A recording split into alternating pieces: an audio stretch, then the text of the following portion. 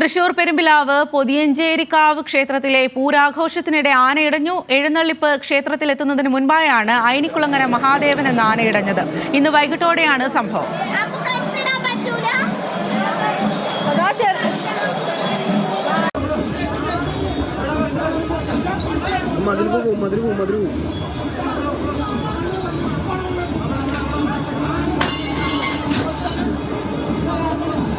Car കുത്തി പൊളിച്ചത്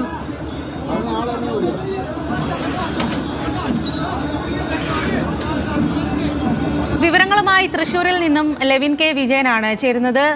Levin, എപ്പോഴാണ് ഈ ആന ഇടഞ്ഞത്? ആനയുടെ പുറത്ത് ആളുകൾ ഇരിക്കുന്നുണ്ട്, അപ്പം സമീപത്തും നിറയെ ആളുകളുണ്ട്. ഏതെങ്കിലും തരത്തിൽ ആർക്കെങ്കിലും പരുക്ക് എന്തെങ്കിലും ഉണ്ടോ? വിവരങ്ങൾ. വൈകിട്ട് 6:30 ഈ സംഭവം നടക്കുന്നത്.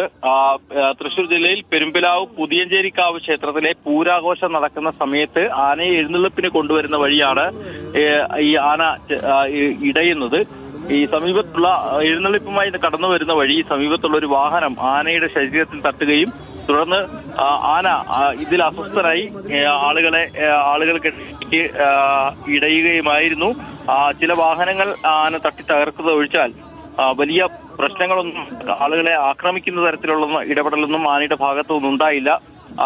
ഒരു ബൈക്ക് തട്ടി എന്നുള്ളതാണ് പ്രദേശവാസികൾ, ദൃക്സാക്ഷികൾ അടക്കമുള്ള ആളുകൾ പറയുന്നത്. ആന എഴുന്നള്ളിപ്പുമായി വരുന്ന വഴി സൈഡിലൂടെ പോയ ഒരു ബൈക്ക് ആനയുടെ ശരീരത്തിൽ തട്ടുകയും ഇത് ചങ്ങലയിൽ കുടുങ്ങുകയും ചെയ്തു.